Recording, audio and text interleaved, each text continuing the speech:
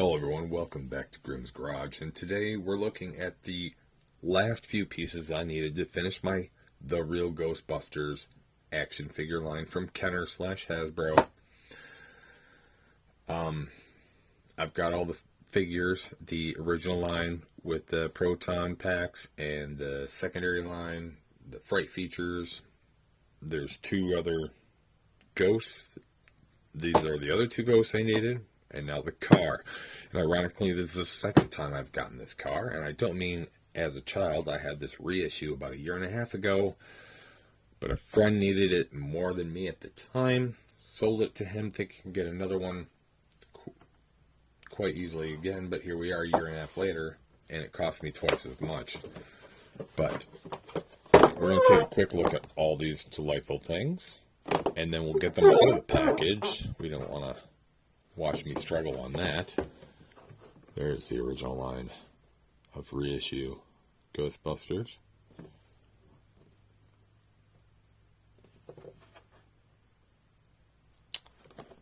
The Green Ghost, not Slimer yet. Which is ironic, because he was finally named Slimer when it came to the Real Ghostbusters. It was the Real Ghostbusters that gave him the name Slimer. So I don't know why the figure wasn't called Slimer. Unless it was it was in development before the series actually came out. Which very well may be the case. It happens quite a bit. That's why a lot of my Mutant Mayhem TMNT figures do not look like the figures we saw in the feature film.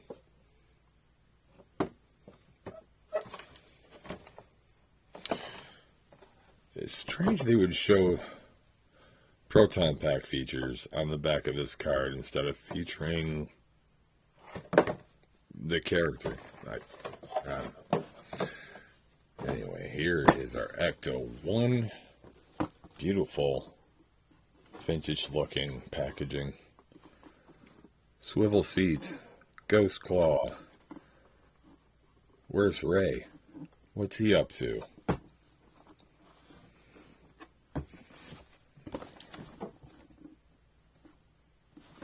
Same features all around.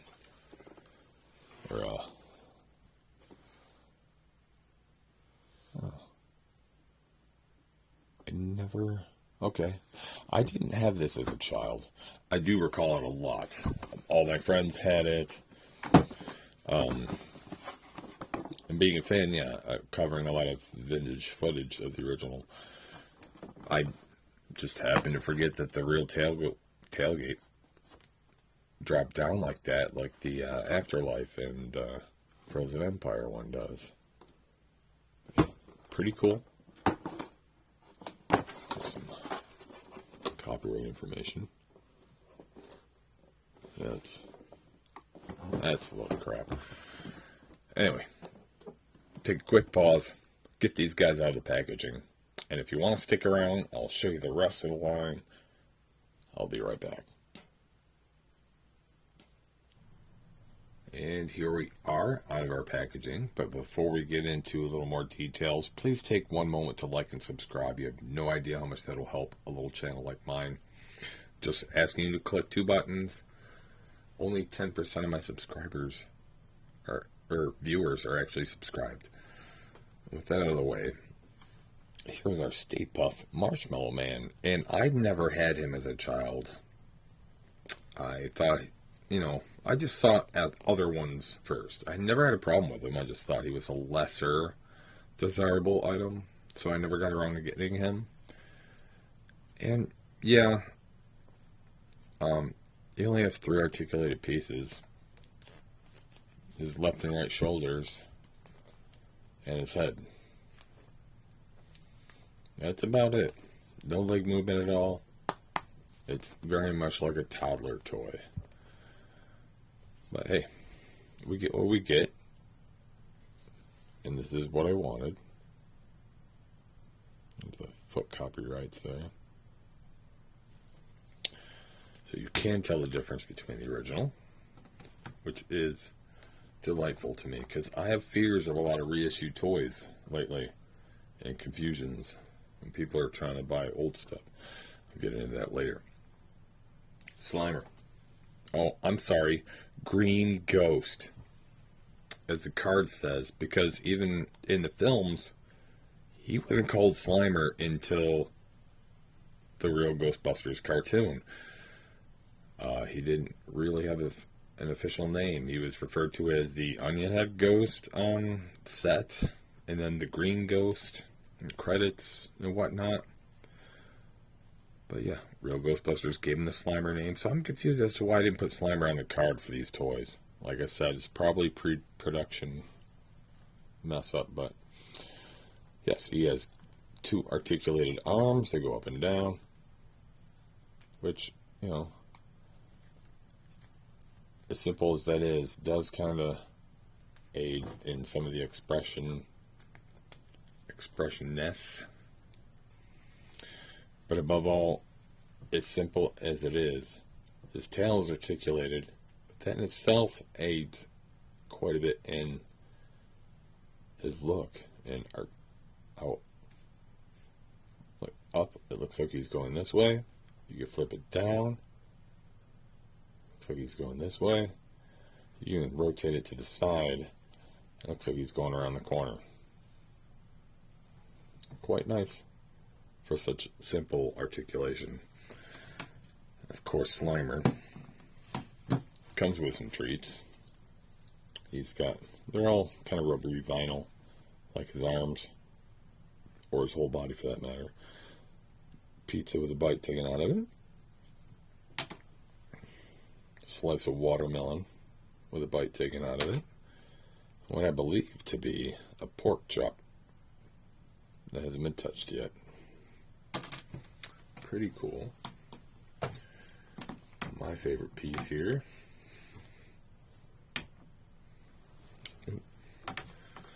So it's going to be the car.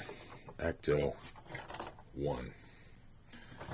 From the real Ghostbusters, so it's got this really cartoony flair to it. It is a stiffer plastic. For those who are collecting all the newer stuff, this reissue does have a harder, stiffer plastic to it. Unlike the Afterlife and Frozen Empire issues of their Ecto-1s, they're more made out of the more modern plastic, which is a good and bad thing. There's mixed emotions with this new plastic. It's lightweight, it's more flexible, so it's less likely to get brittle and snap on you, but it feels, like I said, really flimsy. It just feels cheaper, where the harder stuff feels more quality, although, yes, it may be more susceptible to breaking. Now, this card does come with Ghost. You know, I'm sure there's information online to give this guy a name, but I don't know his name. The packaging did not indicate.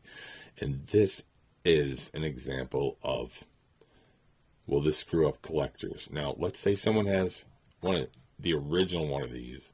They want to sell it complete to another collector. They know having it complete will make it more money, but they're missing one of the pieces. And let's say that piece is the Ghost, and they use the original mold. I see there's no copyright on this one, on this piece, because it's an accessory. Is this going to be a problem? I don't know what the original looks like, if there's more identifiable pieces, because I would feel horrified if someone bought an original thing with newer accessories thrown in, and they thought they were getting a complete original piece. And that's my issue with the TMNT reissue series. Yes, the figures are all dated, but they're accessories. They all look the same, and that could be a problem.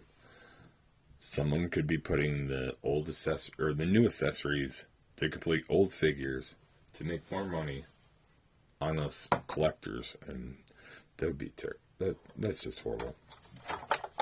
We do have the gunner seat, which has 3 positions. It's featured on the top, but a lot of people forget it has 3 positions. The first one is way in the back there. That's a solid pivoting point. as if it was just a third seat, like an old station wagon. Sometimes they have seats that face the other way. You can also pop that out, put it in the slot here. So within this position, it's kind of like a pulled out gunner seat. Afterlife was not the first one to have the Ghostbuster gunner seat. In fact, Frozen Empire wasn't the first one to influence a lot of the real Ghostbusters in the film. Afterlife did as well with the gunner seat. They just did it differently. They made more sense out of it. Also, they had a ghost in that film that was from the cartoon series, and it was my favorite. And I'll showcase them later if you want to stick around for that. But we'll continue with this third location for this seat, which has a little seat belt for your action figure, which is troublesome because this is stiff plastic. I'd be terrified that eventually that would snap off. In fact, why don't I get somebody out here?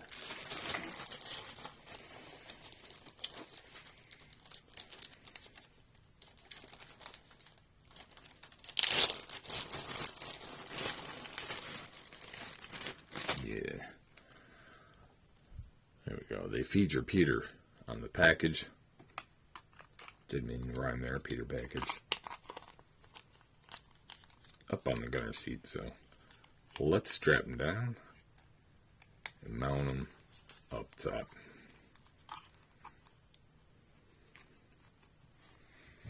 This seat always reminded me of like some G.I. Joe stuff. Even as a kid, like I said, I did not unfortunately have this car. But when I saw the seat laying around, I swore this came off of a G.I. Joe set. And we have a figure right in the gunner seat. And of course, we've got two opening front doors. You can put two figures in there. There's room for their legs. Steering wheel, which is static, does not move. Other doors, stated moves. All nice, stiff plastic. Wheels spin pretty freely. There were a handful of stickers I had to put on. The front and rear bumper sticker, both sides logos, and the rear logo and windshield sticker. But there is one last awesome feature. And this took me a second to figure out. There's a claw back here, and we all know based on the pictures. And I didn't know this because I didn't have this as a child. I'm like, why won't it come out? So, okay, there's got to be a latch release, because I also realized the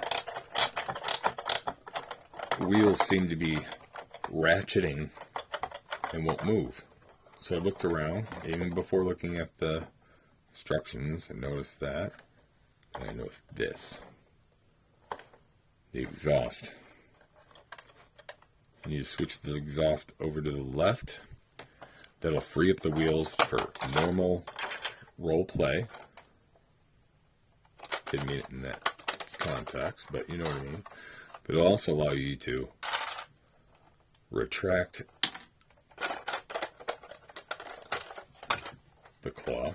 Now, there is a hook up there on the top roof, which will help in the angling of retrieving, as you can see there. And the idea is use this ratcheted claw to grasp onto a ghost figure and suck it back into the car. So we've got our ghost. Grasp onto the guy.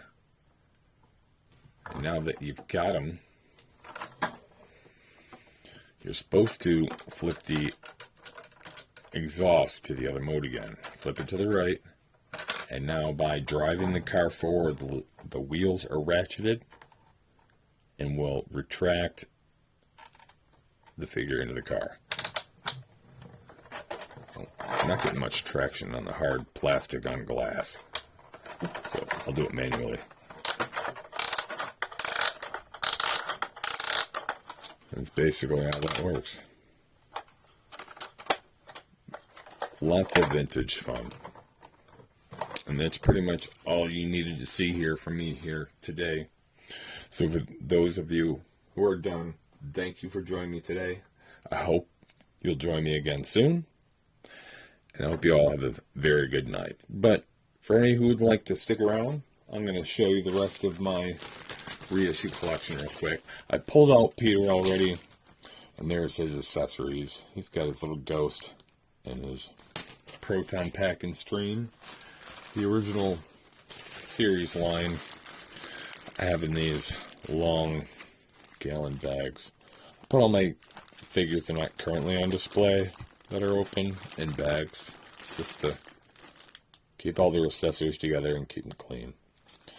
So these three plus him are the initial release, but this is the re-release of the initial release. And then I also had a video on the Fright Feature figures. So we've got the Fright Feature release of all 4 characters. Spangler looking sharp there.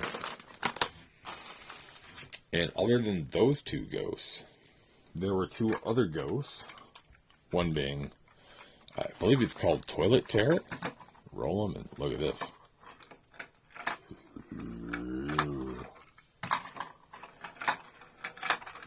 And this is one I think a lot of friends had. I don't think I had. Or at least I didn't have initially. Maybe I had it secondhand. I have vague recollections of enjoying that toy. And the last one they released for this reissue series, it's this Bug-Eye Ghost, I think they call it.